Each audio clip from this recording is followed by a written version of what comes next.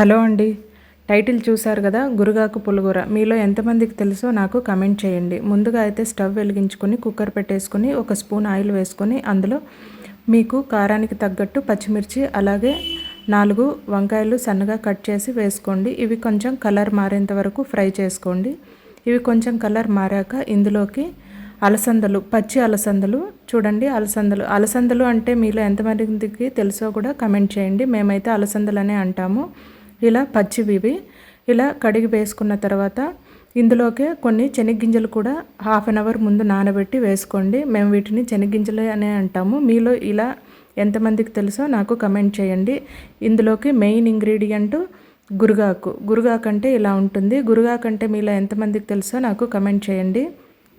దీన్ని సన్నగా కట్ చేసుకొని బాగా క్లీన్ చేసి పెట్టుకున్న గురుగాకును సన్నగా కట్ చేసుకొని ఇప్పుడు ఇందులోకి వేసేసుకోవాలి. ఇందులో కొన్ని నీళ్లు కూడా వేసుకొని మనం ఇవి ఉడికేంత వరకు నీళ్లు వేసుకొని ఇందులోకి మనం కట్ చేసి పెట్టుకున్నటువంటి గురుగాకు కూడా వేసుకోవాలి.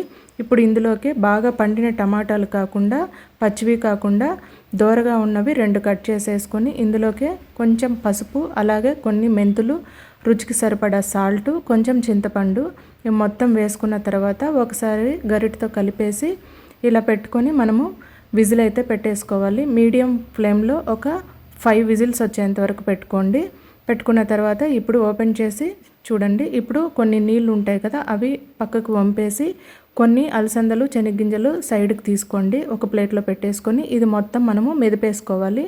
ఆ పక్కకు తీసుకున్న గింజలు మళ్ళీ మనం ఇందులో మిక్స్ చేసుకోవచ్చు. ఇలా మిగిలిన నీళ్లు తీసుకున్నాం కదా, అది కూడా మొత్తం వేసి కలిపేసి ఈ పక్కకు తీసుకున్న గింజలు కూడా ఇందులో వేసి పెట్టేసుకోండి. ఇప్పుడు ఫైనల్గా పోపు అయితే వేసేసుకుని పోపు కోసం ఒక పెనం పెట్టి అందులో 1 స్పూన్ ఆయిల్ వేసుకొని తాలింపు గింజలు వేసుకొని ఉల్లిపాయని ఇలా సన్నగా కట్ చేసి పెట్టుకుంటే చాలా బాగుంటుంది. అలా వేసుకోండి. అందులోకి కొంచెం కరివేపాకు, దంచిన వెల్లుల్లి, కొంచెం ఇంగువ కూడా వేసుకోండి. ఇంగువ వేసుకున్న తర్వాత ఇక మనం మొత్తం మెదిపిన కూరనంతా ఇలా వేసేసుకొని మొత్తం మిక్స్ చేసుకోండి. కర్రీ అయితే చాలా బాగుంటుంది. వీడియో నచ్చితే లైక్ చేయండి. ఛానల్ ఫస్ట్ టైం చూస్తున్నట్లయితే సబ్స్క్రైబ్ చేసుకోండి. Thank you.